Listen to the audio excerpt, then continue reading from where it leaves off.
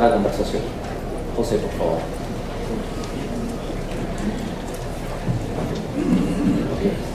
Buenos días a todos. Hemos preparado una breve presentación.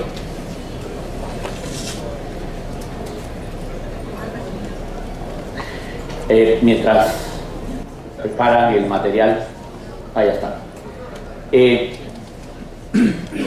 Muchas gracias por la invitación, felicitaciones IPAE por generar estos diálogos público-privados, ¿no? Creo que el Perú tiene que crecer debatiendo públicamente políticas públicas, ¿no? Entonces, si vamos a hablar de políticas públicas desde su diseño, hay que concebirlas en base a evidencia científica, en base a pruebas reales y antes de convertirlas en normas, leyes, hay que debatirlas.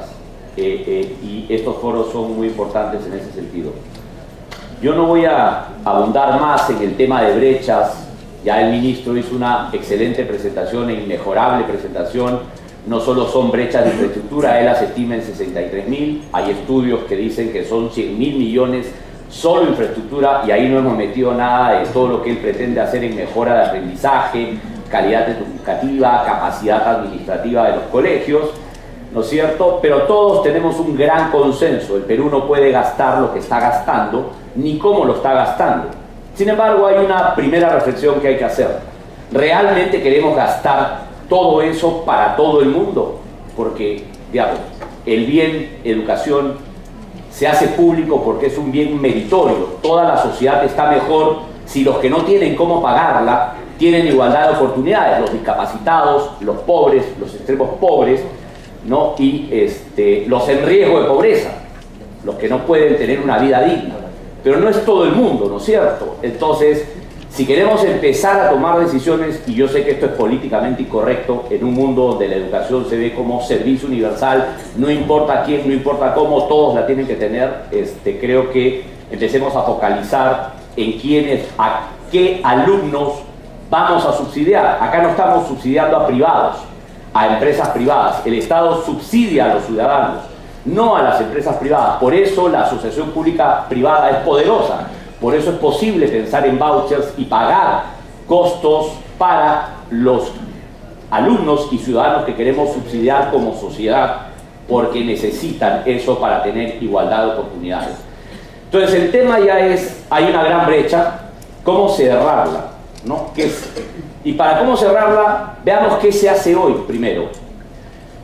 Este cuadro muestra todas las modalidades de gasto público que hay en leyes escritas. O sea, todo esto es gasto público. Tienen la modalidad en rojo, que es la administración directa y la contrata, ¿no es cierto? Tienen acá la ley de obras por impuestos, que también es gasto público. Uno no paga sus impuestos en obras, sino son en inversión pública, y ya no solo es fierro y cemento, es en todos los componentes de inversión pública, procesos, softwares, capacitación, todo eso se permite en obras por impuestos. Pero acá tienen una ley que se llama la Ley de Asociaciones Público-Privadas. Todos los ministros les van a responder lo que respondió el ministro de Educación anoche respecto a si las vamos a meter al sector privado en gestión educativa. ¿Y por qué? Porque la sociedad, y como también subrayaba Mariana, probablemente aún no está preparada para hablar de APPs en educación, de APPs en salud, de APPs en agua potable, porque todo eso se confunde con privatización de la salud, privatización de la seguridad, privatización del agua. Bueno, todos ustedes, por favor, díganles a todos los que hablan de privatización que esto no es privatización de nada. Esto es una ley de gasto público. La ley de APPs es una ley concreta, dice, es para que el funcionario público, que hoy día quiere hacer todo por él mismo, por administración directa, la mitad de la inversión pública se hace por administración directa. El alcalde, el presidente regional la hace él mismo. Él paga ingenieros, peones, compra todo. La otra mitad se hace por contrata según la ley de contratación del Estado. Bueno, la ley de APPs le dice al funcionario público, oye, hay más modalidades de contratación entre tu funcionario público y un privado. Y son todas las modalidades de contratación que tienen el Código Civil y la Ley de Sociedades, y que son las mismas que los privados usan para contratar entre sí. Eso es la ley de APPs, y es para infraestructura, para provisión de servicios y para provisión de servicios ligados a servicios. Es construyo la escuela, la equipo, la mantengo, Puedo pagar maestros y profesores y capacitadores de maestros, eso lo puedo hacer. Puedo encargarle a Fe y Alegría a la dirección educativa, puedo hacerlo por la ley de APP. Hoy día los aeropuertos no solo pagan infraestructura y el equipamiento, todo el personal que antes era personal empleado de Corpa está a cargo del privado, de ADP. ¿Y saben cuál es la ventaja de eso? Que en lugar de que el Estado tenga a 500 contratados, y en educación debe haber miles de contratados, en una relación jerárquica, ¿no? Yo soy jefe de jefes que son jefes de subjefes, que son jefes de un montón, de un ejército de gente. Bueno, ese modelo de gerencia tiene un modelo alternativo. El privado, en lugar de hacer las cosas por sí mismo, el privado regula. El Estado, en lugar de hacer las cosas por sí mismo, el Estado pasa a ser regulador, pasa a ser contratista de grandes contratos de largo plazo, en lugar de muchos y atomizados pequeños contratitos de corto plazo que se financian con el presupuesto anual. ¿No es cierto? Pasa a contratar a un solo operador, entonces cambia una contratación de miles por una contratación de cientos, que luego subcontratan a un dueño que se hace cargo de 500 empleados, de 1000 empleados, 2000 empleados, pero él es el dueño. Él tiene el contrato, él paga las penalidades, él se hace responsable. Ese dueño de ese contrato se va a esmerar por hacer las cosas bien, hacer las cosas eficientes, dar valor por dinero a cada sol que el Estado le paga, porque si no, lo penalizan, ¿no es cierto? Entonces, esta modalidad existe en la ley desde 90. Se cambió a nombre de Decreto Legislativo 1012 en el 2008, y solo lo ha usado el Gobierno Nacional, a pesar de que es una ley que dice que la pueden usar las regiones, los municipios y los ministerios. Entonces, creo que esto es lo que se hace, muchos pequeños proyectos atomizados. ¿Qué se puede hacer? Entonces, lo que nosotros recomendamos es que se usen todas las armas de la Ley de Obras por Impuestos, la Ley de APPs y la Ley 3056 de julio del 2013 dice que se puede combinar obras por impuestos y APPs. O sea, se pueden hacer las dos cosas. Es decir, en estos cuales el ministro podría decir, arranco con 2 o 3 por obras por impuestos, y los contratistas que hacen los 2 o 3 en cada región, luego los APPan, los convierten en APP para la operación y mantenimiento y para la construcción de los demás, ¿no? Se puede hacer eso, y eso es lo que habría que hacer. Obras por impuestos es simple como esto. Usted es un privado que tiene impuestos por pagarle al fisco, se llame Banco de Crédito, se llame Interbank, se llame Antamina, se llame quien se llame, en lugar de pagárselos en cheque, páganselos en obra pública, en inversión pública. Eso es la Ley de Obras por Impuestos. Y la Ley de APPs tiene todas estas modalidades. La Ley de APPs es eso, contrata con el sector privado contratos de gerencia, contratos de tercerización, outsourcing, concesiones, todas las modalidades del Código Civil. Y tienes todas estas modalidades, o se le ocurre al Estado y él la convoca directamente y puede ser autosostenible o cofinanciada, o se le ocurre al privado. Y lo bueno de este gobierno es que tuvo el coraje y la valentía de introducir toda la reglamentación para esta. Esa de ahí es la que hoy día va a ayudar al Estado en esa llamada incapacidad de gestión del Estado. Todo el mundo sabe que el Estado programa como 100 y gasta como 75, ¿no es cierto? En el presupuesto anual de la República el crédito máximo autorizado de gasto es como 100 y gasta 75. En educación, en los últimos años ha programado 5.000 y se gasta 3.000, 3.500. ¿Qué quiere decir? Que hay 1.500 que están autorizados por gastar y que si los apepeamos se van a gastar de todas maneras. ¿Cómo intervenir? La ley de APPs y la ley de obras por impuestos permiten gastar en todos estos conceptos. Lo plomo es todo lo que puede gastarse según la ley de obras por impuestos, ¿no es cierto? Yo puedo construir, equipar, operar, mantener, poner tecnología, poner TICs, poner computadoras, software de computadoras, procesos optimizados de gestión. Puedo hacer todo eso, capacitar a maestros, puedo hacer todo eso, desarrollar planes educativos, hacer cosas de innovación. Todo eso lo permite la obra por impuestos, porque no es solo obra, la ley ya es inversión por impuestos, ¿no?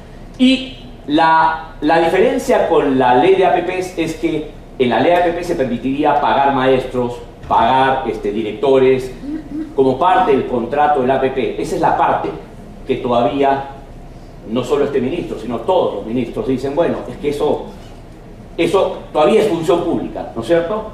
Por lo tanto, los médicos y los enfermeros en los hospitales seguirán siendo pagados directamente por el Estado, pero la APP permite médicos, enfermeros y bataploma, que son los cocina, lavandería, esterilizaciones, y los operadores de radiología. Todo eso se podría apepear. Entonces, la mejor manera, y a nuestro consejo, es que para toda la política de cierre de brechas, más allá de definir a cuántos queremos subsidiar, gastémosla de esta manera, ¿ya?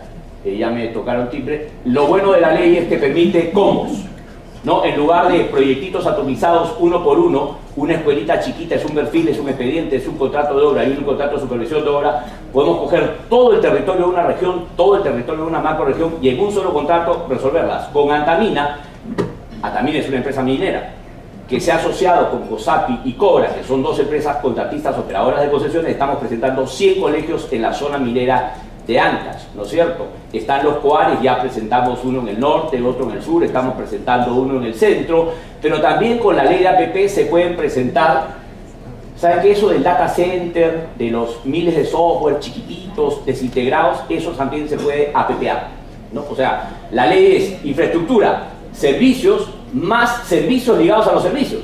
Todos los archivos se pueden digitalizar, todo el trámite se puede poner en software, todo eso se puede APPar. Es así la ley, es así de buena, es así de... ¿Por qué? Porque la función pública no es solo una función que tiene que hacerla un ejército uniformado. La función pública y el consenso que estamos queriendo entre la asociación público-privada es toda la sociedad peruana se pone de pie para cerrar esa brecha educativa y la sociedad peruana trabaja con su Estado. No es que solo el Estado trabaja, es que toda la sociedad del Perú se levanta. Y lo bueno de la ley de horas por impuestos y APPs es que lo que ya aprueba, y lo ha dicho Juancho ahora, pero escuchen ustedes al DCP, a Pablo de la Flor, y les va a decir, yo con obras por impuestos me gasto el 90% de lo programado y lo hago en menos tiempo de lo planeado. Es lo que Juancho decía, se hace ahorita, no mañana. El privado le mete valor por dinero, un pequeño chip que no tiene muchos funcionarios públicos. El sol vale, y por cada sol gastado hay que dar mayor bienestar. Eso lo saben bien los privados, y todos los que están en obras por impuestos lo han probado, ¿no? Porque la reputación del Banco de Crédito, la reputación de Volcan, la reputación de Antamina, la reputación del BBV, de todos los que ya están metidos, mineras, petroleras, bancos, el comercio, todo el mundo ya está entrando. Su nombre, su marca, le ha costado mucho construirla como para ponerla en riesgo por una mala gestión, un mal servicio, un mal producto. La fortaleza de obras por impuestos es que todas las empresas que hacen negocio con cerveza como Bacus, o con gaseosas como Coca-Cola, o con mineras, están apoyando al Estado. Nadie lo sabe, ¿no? Hay que difundirlo más y hay que meter más al club. Un gran sindicato de empresas podría hacer todos los combos educativos en un solo contrato. La ley de obras por impuestos tiene 26.000 millones autorizados, 30.000 ahora, porque está metiendo fondos nacionales. Se han gastado 1.200 con el mecanismo. Hay mucho por hacer, hay una gran ventana de oportunidad. Y la ley de APPs, lo mejor de la ley de APPs, ayer el ministro decía, tenemos problemas de capacidad de gestión, tenemos problemas de continuidad, ¿no? Claro, cambian los ministros, cambian los viceministros, cambia el personal. Entonces la política nacional trascendente de largo plazo no se puede implementar.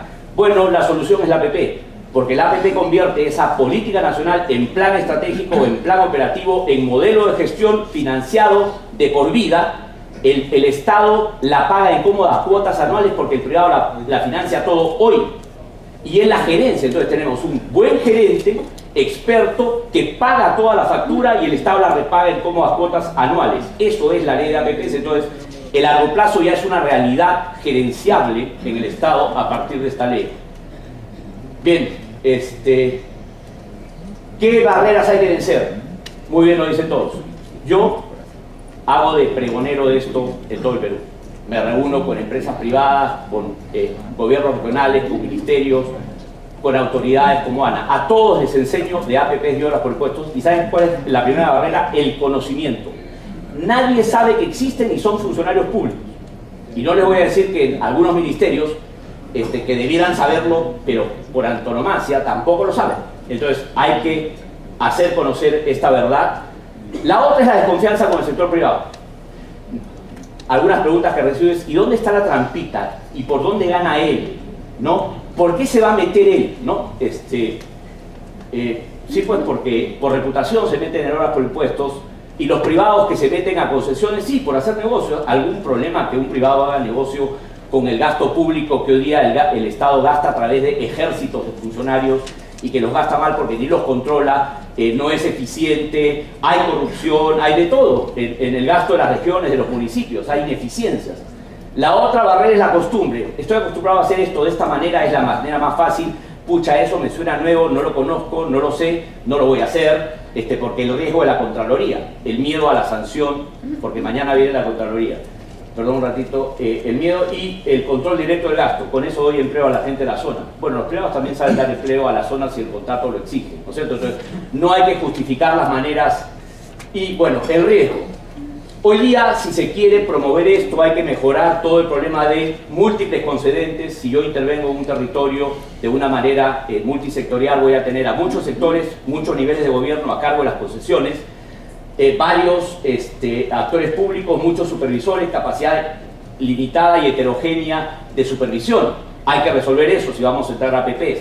Entonces hay que tener a Proinversión como ventanilla única ex ante y ex post, hay que tener un único concedente y hay que usar la ley de descentralización. Yo descentralizo a las regiones y municipios, dice la ley de descentralización, si el que está más cerca de la gente me prueba objetivamente que lo puede hacer y lo puede hacer más barato. Es decir, el gobierno central tiene esa facultad, el gobierno central en la ley de bases de descentralización y el Poder Ejecutivo dice, dicta políticas, es competencia exclusiva, dictar políticas nacionales de cumplimiento obligatorio de todas las entidades, de todos los niveles de gobierno. Entonces, esto se puede manejar centralmente y enseñar a hacer haciendo poco a poco, porque las regiones han demostrado que no tienen capacidad. Entonces, si vamos a intervenir en todo el Perú, hay que tener un buen modelo de gerencia de la concesión y la supervisión, e ir desarrollando gradualmente, pero no a todo el mundo. El mandato de la descentralización no es al que se llame distrito, dale todo, no. Le das si lo puede hacer y lo puede hacer barato. Porque se llama distrito no maneja agua potable, la tiene que manejar la provincia si la va a dar más barata. El objetivo de la descentralización y de la gestión pública es servir más y mejor al ciudadano. Ese es el Estado moderno. Bien, eso es todo. Conclusiones. Primero, creo que hay que definir bien cuánto queremos gastar y en a quiénes queremos subsidiar. La universalidad ya sabemos que no la podemos financiar. El efecto de no saber elegir a quién subsidiar es esto. Todos los que van tienen mal servicio, mala calidad, una brecha de todo tipo. Entonces, como sociedad tenemos que ser claros en eso, aunque sea políticamente incorrecto decirlo. Tengo la suerte, no soy ministro, no quiero serlo. Probablemente el señor no lo podía decir. Y lo otro es, el subsidio es al alumno, no es a la empresa privada. Entonces, si el Estado le paga a los privados, no está pues privatizando nada, está pagando por la educación que le va a dar. Que se combinen APPs con obras por impuestos y sí, que se empiece también, como dijo Mariana muy bien, la gestión educativa con fe y alegría, ¿no? O sea, hay que meterse a gestión educativa, hay que probar todo lo que ya probó Fe y Alegría, sistematizarlo, manualizarlo y convertirlo en los estándares y protocolos del contrato de una APP. Y digamos, sigamos pues con más ONGs o asociaciones civiles, si todavía nos da miedo decir que le vamos a dar a un privado como Innova la gestión educativa. También pueden ser empresas privadas con un buen contrato. ¿Acaso el Estado no sabe regular, no sabe contratar? Si se deshace de funcionarios haciendo cosas directamente, va a concentrar capacidad regulatoria y supervisora. Entonces, concentremos la capacidad en lo esencial, no desperdiguemos capacidad en lo que no han demostrado que no saben hacer. No sé, ¿por qué desarrollar softwares si el Estado no sabe desarrollar software? ¿No es cierto? Los desarrollan y los funcionarios se van cuando cambian los ministros y se llevan el código fuente y hay que volver a desarrollar software. Gracias. Gracias.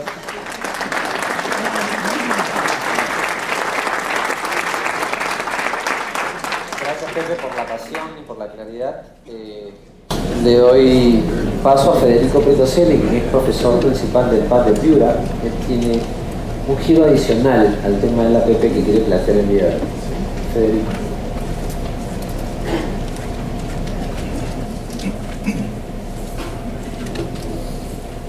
Bueno, después de esta apología de las oportunidades legales que nos acaban de exponer, yo lo primero que diría, recordando mis viejos estudios de Derecho, que la ley se perfecciona con el ejercicio.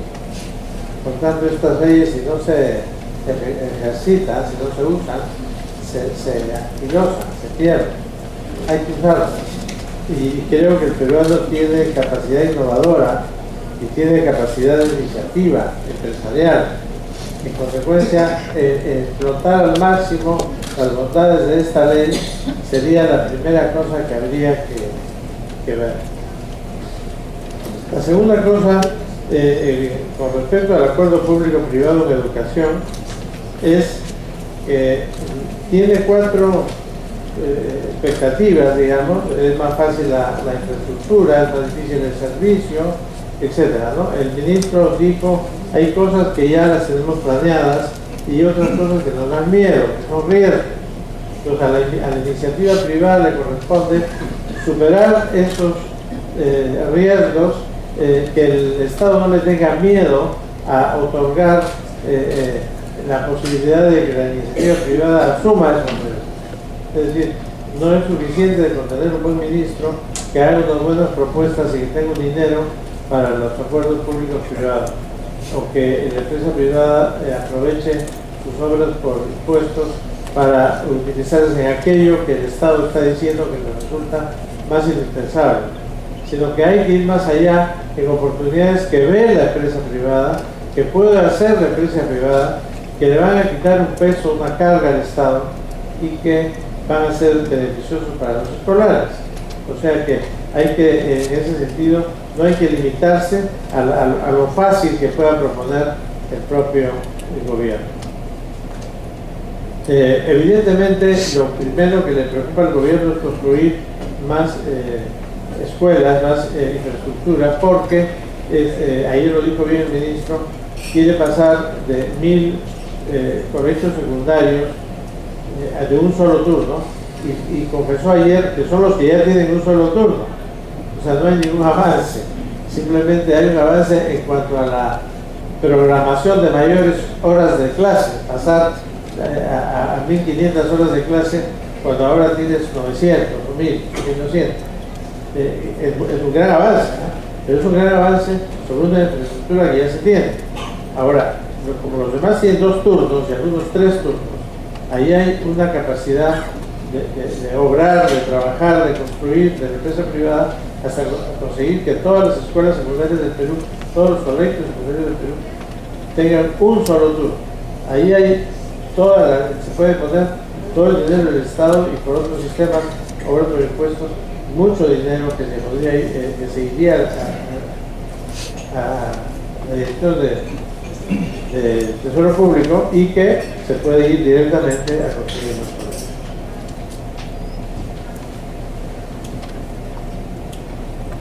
Existen en el Perú escuelas de financiación mixta, que son escuelas privadas que cobran una cantidad de dinero a los padres y que el Estado subsidia en otra parte, que es ordinariamente el pago a los maestros. No es exactamente el caso de Fe y Alegría, donde también subsidia los gastos generales. Aquí solamente subsidia a los maestros, los salarios de los maestros, y los padres de familia pagan los gastos federales y alguna otra cosa. Esos sistemas mixtos, en algunos momentos, cuando el Estado tiene miedo de que la acusen de privatización, tiende a reducirlo. Yo recuerdo cuando era secretario general del ministerio que unas monjitas me dijeron: nos van a prohibir que cobremos y entonces vamos a tener que cerrar y nos vamos a Canadá, porque eran canadienses. Yo les dije que estamos en el Perú, aunque les prohíban, ustedes sigan cobrando, sigan recibiendo el pago de los maestros y no va a pasar nada, y no va a pasar nada, sigan enseñando. No digo yo que haga una apología de la informalidad, de los cobros indebidos, pero sí que eso se puede formalizar a través de esta ley que también nos han expuesto y en la que caben estos sistemas mixtos. Vamos a la siguiente. En cuanto a las instituciones educativas de Lima, nos han dicho que son el tercio de la población escolar, es la tercia del Perú, y ahí también hay que ver que cada colegio es distinto al otro.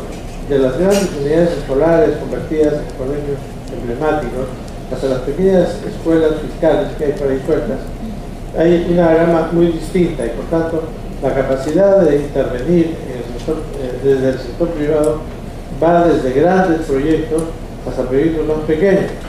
Obviamente, como acaba de decir, es más fácil un contrato grande, aunque sea para escuelas pequeñas, y no un contrato por cada escuela pequeña. Pero también se puede plantear eso. Paso a un tema que es el que me quiero detener para los generosos 10 minutos que más nadie normalmente me han dado, que es esta de aquí. Es decir, en Lima, por ejemplo, las grandes ciudades, las escuelas no tienen campos deportivos. Una iniciativa que no está prevista por el ministro en la exposición de día y que podría ser muy útil ahora que nosotros también tenemos una PISA educativa, que es el Campeonato Mundial de Fútbol, en la que siempre digamos último, pero para desarrollar preparadores físicos, entrenadores, profesores de educación física, una iniciativa singular, original, podría ser construir instalaciones deportivas en una ciudad y alquilarlas a los colegios públicos que no la tienen por un sistema de acuerdo público-privado y a la vez conseguir el reconocimiento del Ministerio de Educación para que lo que aprenden los chicos ahí valga como los créditos por el curso de educación física. Eso es bien importante, no hay que pensar solo en el dinero, sino en el valor de esa prestación. Es decir, aprenden a jugar vóley, a jugar fútbol, a jugar básquet, atletismo, y con eso ganan un crédito por el curso. Lo mismo con las academias de idiomas. Ahí las embajadas podrían firmar convenios con el Estado para que lo que aprenden en esa academia de idiomas les valga como un crédito en el área de comunicaciones, no solamente en el inglés, puede ser el italiano, el alemán, el francés, y esto puede pensarse, y yo que gano, ¿no? Lo que decían aquí, ¿no? Se gana que se ejercita la ley, que se amplía la intervención del sector privado, ¿no? Aunque sean pocos los que intervengan, o que sean organismos ONGs paraestatales de las embajadas importantes de los países desarrollados. En la formación artística igual, hay entidades artísticas, hay entidades que fomentan la música, la pintura, y acaban de dar el premio Campodónico a una iniciativa de Juan Diego Flores que promueve la cultura musical. Los chicos que aprenden música ahí deberían tener un crédito del Estado y el Estado debería darles becas o debería financiar y hacer que crezca esa institución que acaba de ser reconocida por el premio Campodónico. Y entonces los colegios que no tienen un piano, me gusta caro, y que no tienen todos los demás instrumentos de una orquesta, podrían ahí cubrir esa área que está prevista en el plan de aprendizaje. Lo mismo se puede decir en un inicio de la educación empresarial, etc. Pasamos al último, ya me he amenazado que quedan 2 minutos. En la educación de valores yo quisiera detenerme también, que es lo siguiente. Hay 4 materias que a mí me parecen importantes y que no están en el plan de aprendizaje. Una es la ética, porque la Constitución habla de enseñanza de humanidades y en el plan actual las humanidades brillan por su ausencia. Entonces, antes se enseñaba lógica, se enseñaba psicología, etc. La enseñanza de historia, de ética es muy importante y aunque eso sí debería estar en el plan del gobierno y en las escuelas públicas, también es una oferta que junto con la historia y la geografía podrían brindarse. Es decir, la educación en valores es parte de la educación de calidad, porque si no hay educación en valores, la educación de calidad va a ser simplemente desarrollo de habilidades y desarrollo de competencias, pero no desarrollo de conocimiento, de memoria y de valoración ética y moral de la formación de la juventud, que después se enfrenta a un hecho de corrupción generalizada que es muy grave. Entonces yo pienso que en estas cosas en las que son servicios lo que se puede prestar, no solamente la construcción de instalaciones deportivas o de instalaciones artísticas o academias de idiomas, sino también prestar el servicio, aunque le significa un pequeño riesgo al Estado, con un ministro con mente abierta, como hemos visto, eso podría abrir el campo del mejoramiento de la calidad de enseñanza real, porque se introduce valores, ¿no? Y el último punto, en el minutito que me queda, es cuando yo era chico, mi padre, que tenía 8 hijos, descontaba una cantidad por cada hijo menor de 18 años en el impuesto a la renta. Si eso se vuelve a poner, se conseguiría directamente del MEF un dinero que el padre lo podría gastar en poner a su hijo en un colegio privado pequeño, o descontar de todo el pago que hace del colegio privado grande, y también podría con ese dinero pagar esos extras, la formación deportiva, la formación musical, la formación religiosa, la formación en valores, en instituciones privadas que tienen un acuerdo público-privado con el Estado. O sea, entiendo que es la primera vez que se plantean unas ideas así de créditos extra o de unos servicios educativos mixtos en los que el Estado pone una parte sumándose a lo que pone la empresa privada.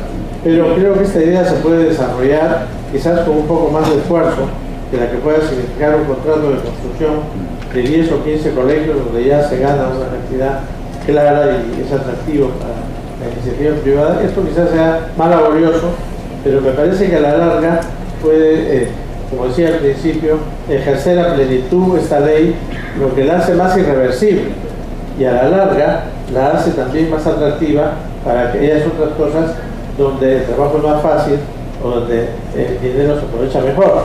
Entonces es como una visión complementaria y una aplicación del principio de subsidiariedad que me parece que debería considerarse en su momento.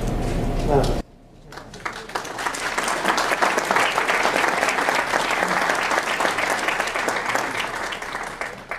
Finalmente dejamos la palabra a José Miguel Morales, quien es presidente de Mujeres por la Educación, reconocido abogado también.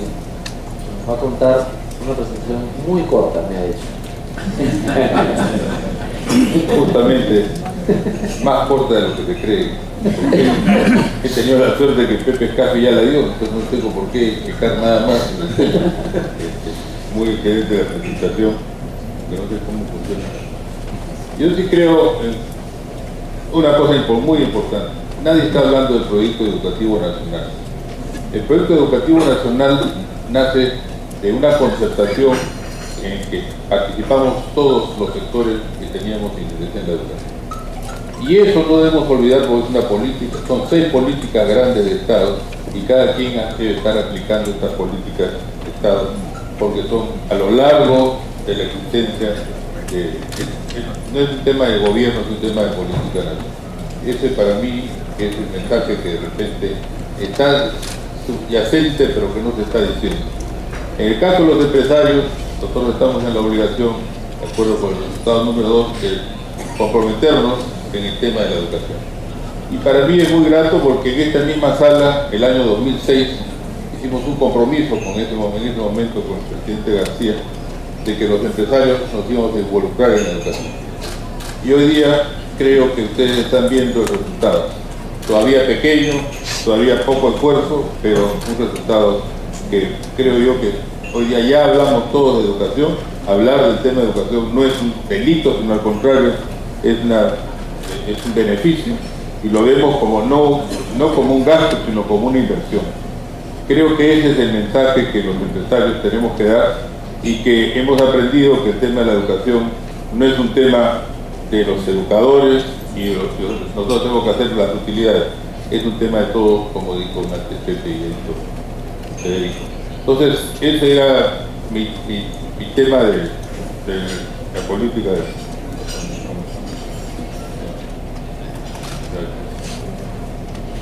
Pues esto ya lo explicó el ministro temprano. Yo quisiera ir de frente a un tema específico. ¿Qué tenemos que hacer los empresarios? Promover alianzas con las empresas, entre las empresas, a fin de articular las iniciativas que venimos haciendo.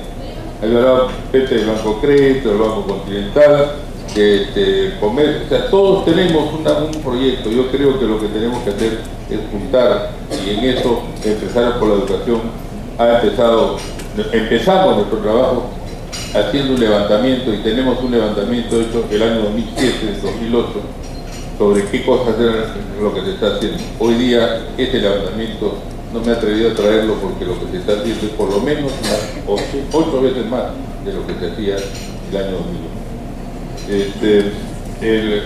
Tenemos factores de ejecución, cuáles son las políticas públicas en las que quisiéramos participar. Estamos en este momento, doy como primicia, que el día 26 de agosto con el Ministerio de Educación vamos a lanzar la Alianza Pro Educación como un espacio de participación, articulación y cooperación por la educación. Esto está basado en 6 comisiones que ya han empezado a funcionar y que están aquí. Lamentablemente no las llevo a... Las comisiones son de aprendizaje, capacitación, docente y gestión pedagógica, que es muy importante, modernización administrativa del sector de educación, educación técnica superior, gestión de riesgos, infraestructura y comunicación. Esto estamos avanzando. Yo creo que aquí sí quisiera también decirles que antes que saliera esta ley de las APP y de las obras por impuestos, las empresas y aquí también algunas entidades, algunas que hemos estado trabajando. Primero, Matemáticas para Todos, que es un proyecto de apoyo. Leer para Crecer, un proyecto que estamos haciendo nosotros con la Universidad Cayetano Heredia. Escuelas Exitosas, es un proyecto que viene desarrollando IPAE desde hace ya más de 8 años, 10 casi.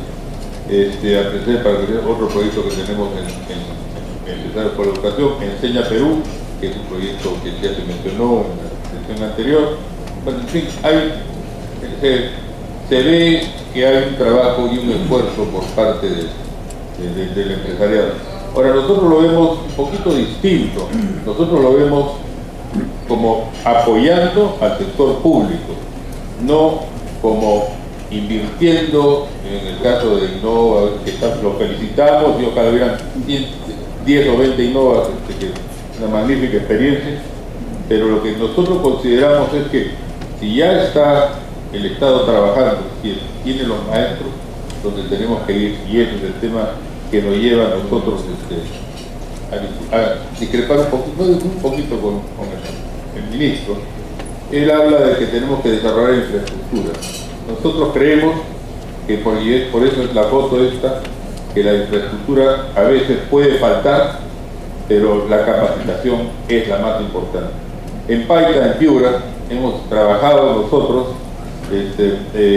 con el programa Leer para Crecer, y ven ustedes, hay una escuelita que no tiene pues la mejor infraestructura, el techo de calamina que está, no sé si ya ustedes saben que están amarrados las vigas, pero esta infraestructura es suficiente para haber demostrado que hoy día lo que empezamos con unos niveles de -1 de conocimiento, hemos podido revertir todo esto en el tema de lectoescritura, y si ustedes ven, en la evaluación mensual hemos ido subiendo, pasando de lo que había en el cuadro de arriba, en el cuadro de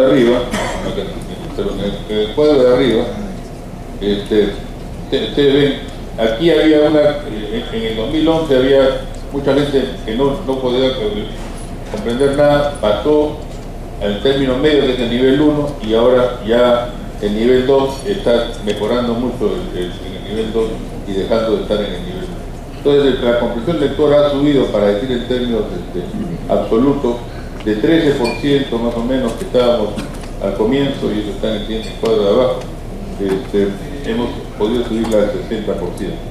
Creo que eso significa que no necesitamos modificar la infraestructura tanto, lo que necesitamos es apoyar la capacitación, y en eso estamos trabajando.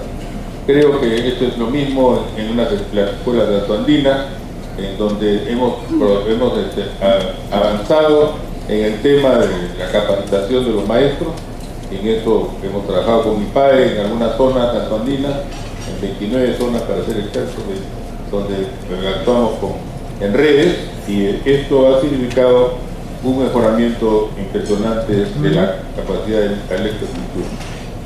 Nosotros, a través de nuestro proyecto de Institución Digital, ahí se dio otro tema que también como empresarios por la educación decidimos, con el perdón de los limeños, nosotros no somos limeños, somos provinciales, nos gusta la provincia, y ahí hemos trabajado ya tiempo, y creemos que el tema está ahí. El Perú va a saltar por la provincia. Lima es demasiado lastre para poder cambiarlo. Y además hay mucha gente que está cerca que nos puede ayudar. Pero en la provincia sí creo que ahí es donde tenemos que trabajar. Entonces, nuestra idea es mejorar la capacidad de la educación pública. Porque creemos que es, al final del día, la forma como se reduce la pobreza en el país. No hay otra forma de reducir la pobreza, es desde el esfuerzo, las ganancias que hemos tenido gracias a los precios de los metales y gracias a que se hicieron las inversiones 20 años antes para que cuando tuvieran los precios tuviéramos realmente los ingresos que hemos tenido. Si no se invierte en educación, que es lo que estamos promoviendo, el país no va a salir adelante. Para terminar, y está acá con el perdón de Martín Vizcarra y de Guillermo Vidalón de Estado. Martín es el presidente regional de Moquegua. Hemos trabajado codo a codo en algo que lo van a ir a describir, que yo no quiero adelantar para no estar dejando chismes anteriores, pero sí que me siento muy orgulloso de haber participado como empresario por la educación en la elaboración, en el apoyo, en las frustraciones tremendas que hemos tenido por el mes, como decía Hernández García por ahí, y cómo ellos van a explicar el proyecto de Moquegua, que es un lindo proyecto, es un plan que si sale esto bien, que estamos seguros que va a salir, va a ser un plan piloto ya a nivel grande. Entonces, con eso nada más decirles que estamos los empresarios, hemos puesto en el año 2007, el tema de educación en el tapete. Creemos que todavía estamos empezando, pero por lo menos ya la gente está hablando.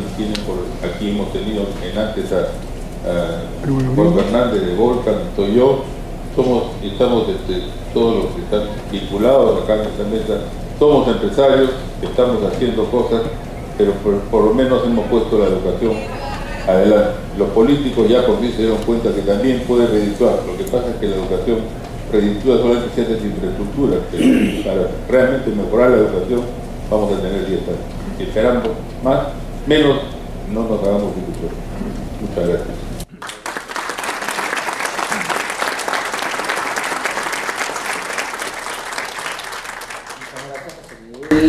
Federico, José. Yo tengo algunas preguntas para comenzar un poco la conversación con el panel distinguido que tenemos el día de hoy. Las oportunidades son claras, digamos, las cifras de ayer son clamorosas. Hoy día Javier al inicio de la mañana decía el Estado se va a ver desbordado por la capacidad de gasto que la ley va a permitir que eso suceda, solo con el punto 45 del PBI que va a aumentarse hasta llegar al 2021, que es el bicentenario, esta fecha mágica. Incluso José Miguel mencionaba, el proyecto educativo nacional está pensado en 2021 y nosotros en el Consejo Nacional de Educación estamos pensando, bueno, ¿y ahora qué viene? No, porque digamos, no es como en 2012, ¿no? En 2021 desaparece el Perú, digamos, ¿no? El plan de educación nacional desaparece, las escuelas desaparecen, los estudiantes también, ¿no? O sea, hay que pensar qué es lo que viene. Pero el diagnóstico es el siguiente, digamos, y hago una pregunta que es provocadora y hasta malcriada, digamos, es si hay toda esta posibilidad que la normativa y la ley nos permite de inversión. Bueno, la pregunta es, ¿el privado está preparado para hacerlo? No solamente preparado. No tenemos, o sea, yo solo quiero dar un ejemplo, ¿no? Ustedes saben que la evaluación censal es un logro impresionante en el país. Todos los años se evalúa a la cohorte de estudiantes de segundo grado de primaria a lo largo y ancho del país. Solo que tiene ciertos trucos el tema de la evaluación censal. La evaluación censal no logra ser censal estricto sensu. ¿Por qué? Porque los colegios que tienen estudiantes de menos de 8 estudiantes no entran dentro de la evaluación censal. Entonces la evaluación censal tiene limitación. Y la limitación que, conversando con la gente de la Unidad de Medición de la Calidad de la Educación, me dicen, no es porque no tenemos plata para llegar, digamos, a el salón de clase que tiene 4 estudiantes en segundo grado de primaria, sino porque no tenemos, porque la oferta privada para poder llegar hasta allí, para poder tener personas capacitadas, para poder lograr que la cadena de seguridad de la prueba no se quiebre en ningún momento, no tenemos. O por ejemplo, la capacidad instalada de imprentas en el Perú para poder imprimir todo el material que nosotros quisiéramos, teniendo los cuidados de seguridad, no se logran conseguir, porque hay una sola imprenta en el Perú que puede hacerlo. En Chile, en la odiosa comparación, el Estado chileno lanza la convocatoria para impresión de las pruebas, porque ellos hacen evaluación censal de primera y primaria hasta quinto secundaria, o sea, toda la población del país educativa, y tienen 7 empresas. Entonces, la capacidad del privado, no digo de la empresa privada, de la voluntad de la responsabilidad social, sino en general, digamos, está, yo no sé si por un poco de el tema. Yo quiero decir, yo digo una frase, ya después hay que dejar de lado el preocuparse y hay que ocuparse, y el hay que también dejarlo de lado. Creo que el sector privado, eso es lo que nos hace ir adelante. Creo que no porque sea sí soy un adalid del sector privado, creo en el sector privado, yo sí creo que se viene haciendo, no de ahora, no de los últimos 6 años, sin leyes y sin nada, el sector privado ha ido trabajando, no de ahora, te lo digo de hace mucho, en promover la educación en las zonas alejadas. Yo tengo el caso de Huancavelica, y es la ciudad que Federico nos ayudó a sembrar, donde en los años 75, cuando nadie hablaba de responsabilidad social, ni mucho menos, esta ciudad se hizo con sociólogos, antropólogos, y se hizo una escuela. Y la escuela iban no solamente los hijos de los trabajadores mineros, sino todos los de la comunidad, ¿no? Eso lo hacemos todos los mineros. El sector minero es así, no por más que nos estamos vilipendiados y hablando. ¿Y qué pasó? Que muchos de los terroristas que después vinieron del año 85 no nos atacaron porque habían estudiado en nuestra escuela. Entonces, son cosas que uno tiene que decir porque son realidades que ha vivido, ¿no? O sea, la educación para el sector privado es de suma importancia en cualquier época de la historia del Perú, porque si tú contratas, y hablaban de Antamina tenía un tema de 1.300 personas se presentaron para puestos de la más baja capacidad, y resulta que de esas 1.300 personas solamente 30 contestaron las preguntas por escrito. Y si yo he ido 12 años al colegio en la sierra, que es ya me escuchaste tú el otro día, y yo pues me vuelvo terrorista, tengo que volverme terrorista, no me queda otra cosa. Entonces, creo que sí estamos haciendo el sector. Lo que pasa es que sí ocurrió 2 cosas. Desde los años 70 a los 2000, el sector privado era visto como el Satanás. ¿No? Satanás. Entonces, Satanás no podía entrar en la educación, que era algo muy difícil. Y lo que nos falta es, para terminar, enseñar, como dice Federico, valores. La palabra educación es la palabra instrucción, que es saber cómo se hacen las cosas, más la ética y la moral. Eso es la educación. Cuando entendamos que la educación es, yo sé cómo se hacen las cosas, pero moralmente, yo creo que esa es la verdadera razón por la cual el año 2008 hubo la crisis internacional, porque faltó moral a todos estos sabios de Wall Street para que convirtieron estos bonos basura en bonos que parecían bonitos, porque les faltó moral. Y eso es lo que nos falta educar. Yo quisiera una sola idea. Hasta ahora hemos visto la política del gobierno central, pero evidentemente las regiones y la iniciativa privada descentralizada, como es el caso de los agricultores, de los mineros, de los pesqueros, etc., tendría también que ver en su región el tema del canon. Es decir, el canon era al principio para una infraestructura, para inversiones indispensables, etc. Pero si en la educación es bien superior, todos los esfuerzos del gobierno central, ya vemos por lo que dijo el ministro, que no se puede llegar a la cifra que se necesita para ponernos a un nivel educativo más o menos presentable. Yo creo que hay que hacer un esfuerzo muy grande para que los gobiernos regionales sepan invertir una cantidad grande de su mexicano o de su presupuesto en cosas muy concretas de educación, porque es muy cómodo decir el gobierno central se encarga. Entonces, ahí me parece que hay un nivel político mucho más pobre que el nivel del gobierno central, y que hay una necesidad que el sector privado le exija mucha mayor responsabilidad a los gobiernos regionales, y por cierto, también, ya no quiero meterme, pero también a los municipales. A ver, creo que por querer hacer una pregunta clara tuviste pasar por políticamente incorrecto entre conversos de lo que sí se puede hacer con el sector privado.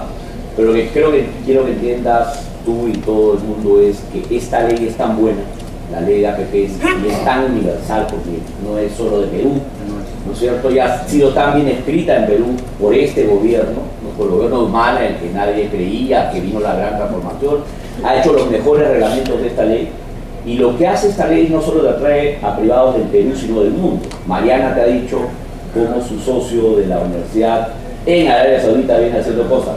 Tú haces un buen CAPEX y un buen OPEX, o sea, una buena inversión, una buena concesión bien estructurada para varios años, para un buen paquete de cosas, y te van a venir esos privados del mundo. Tú estás viendo hoy día que Cobra de España, Dragados de España, que empresas internacionales se han hecho cargo de toda la infraestructura que antes manejaba el Estado, ¿no? Telefonía, electrificación, estás viendo aguas potables, plantas de tratamiento como Tahuada, estás viendo a Mitsubishi en el Perú, con grandes corporaciones que traen grandes capacidades, que desarrollan capacidades peruanas. O sea, probablemente nadie ha dicho, nadie ha medido, pero todo el desarrollo de peruanos que se han metido a estas empresas que tienen ya software, manuales, guías, capacitaciones, entrenamientos, todo eso atrae con APP, ¿no es cierto? Y, sin ir muy lejos, mira todo el movimiento, muy bien, José Miguel dice, hay 99 proyectos de obras por impuestos que los han hecho 50, 60 empresas privadas gastando 1.200 millones.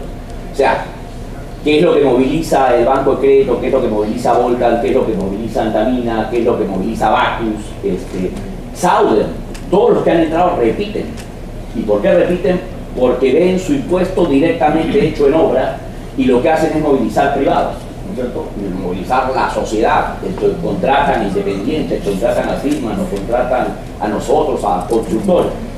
Y tú estás viendo que hay empresas privadas como COSAPI, Grana, que hoy día con APP se están presentando fabulosos proyectos. O sea, ya se han metido como 30 proyectos con la iniciativa privada cofinanciada, que en pocas palabras es: yo la hago, tú la pagas. O sea, el privado la hace, el Estado la paga, ¿no? El modelo, pero el Estado ha puesto todos los candados que tiene que tener. Si vas a hacer eso, primero presentame un SNI a tu costo de riesgo. Si yo te lo apruebo, te apruebo la inversión, y tú financias, tú operas, tú mantienes, pero como va a ser financiamiento del Estado, te hago la prueba de la deuda pública, ¿no es cierto? Ha metido todos los candados para tener la seguridad de que selecciona al mejor operador privado para la concesión, y es concurso público, entonces es abierto, es transparente. Entonces mira lo que hay hoy día en concesiones en agua potable. 50% de las aguas que van al lago Titicaca no son tratadas. Hay una iniciativa que ha empezado un consorcio privado para decir 9 plantas de tratamiento a lo largo y ancho de todo ese lago para que las plantas sean tratadas en saneamiento, ¿no es cierto? El ministro de Educación, ¿qué está haciendo? Colegios de alto rendimiento, y su política va a colegios académicos, a colegios artísticos, a colegios de alto rendimiento deportivo. Entonces está creando una infraestructura y una visión de política, y está trayendo al sector privado. Él convocó, gracias a Empresarios por la Educación, hizo una invitación. A los pocos días los privados ya le estaban presentando un paquete de 5 coales en el norte, otro de 4 en el sur, están presentando en el centro y están preparando propuestas, y los privados se han movido muy rápido porque la ley te permite hacer las cosas así. Estamos presentando pues proyectos de internet, están presentándose proyectos ya hay programas para seguridad ciudadana, para administración de las pensiones, o sea, hay un montón de iniciativas que los privados ya están generando porque el Estado les ha permitido crear iniciativas para hacer proyectos de envergadura que el Estado ha demostrado que no hace. Todo el Estado hace pequeños proyectos. Yo creo que el gran reto, ¿sabes cuál es? Lo que dijeron también mis compañeros de sala son: el Estado unitario y descentralizado está preparado. Entonces el unitario y descentralizado es unitario y descentralizado. No solo unitario, no solo descentralizado. Ese es el gran reto del Perú para la capacidad de gobernar contratos con privados. Entonces, si tú ves la historia de la descentralización del Perú, se ha descentralizado y se le dio a todo el mundo. Cuando uno habla con las regiones, me dieron las competencias, pero no me dieron la plata ni las capacidades, ¿no es cierto? Entonces, y ahí tienen los dramas de algunas regiones, pero justo no pueden pagar por pecadores. Hay algunos que están presos.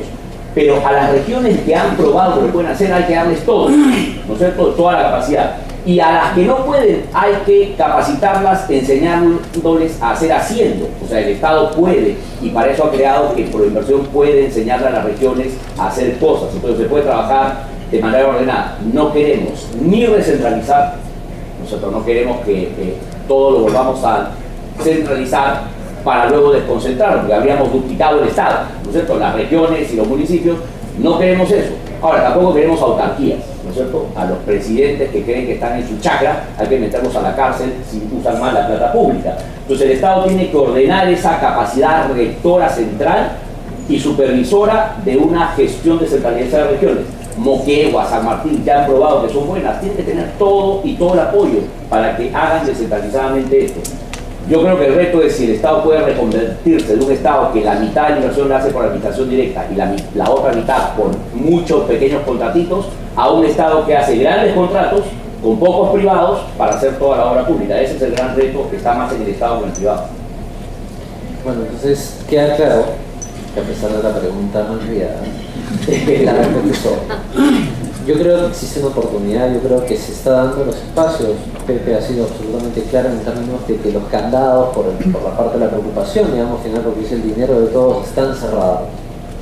Por el lado de los privados está la rapidez, digamos, que se ha manifestado, que la ha graficado claramente, y no solo la asegurar por el lado de la rapidez, sino también la voluntad histórica que mencionaba José Miguel, que cuando no existía una estructura de este estilo, ya eso se venía construyendo y haciendo, ¿verdad?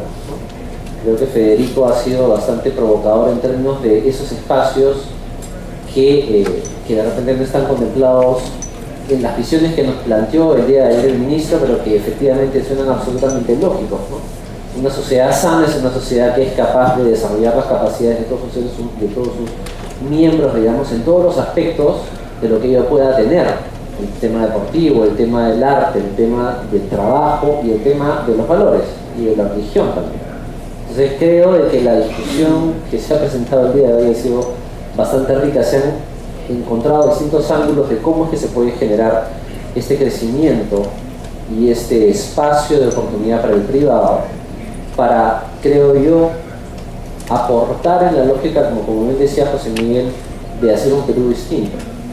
De no solo es el Estado por un lado y el privado por el otro, sino que en realidad en este bote estamos todos juntos y tenemos que remar, porque si no el futuro del Perú se va a cortar y se va a truncar, y no creo que queramos ser nosotros protagonistas de esa historia, de un libro de historia del año 2065, que digan, ¿se acuerdan en el año 2010 cuando las oportunidades estaban, como la República Aristocrática, no sé si se acuerdan, en el comienzo del siglo XX?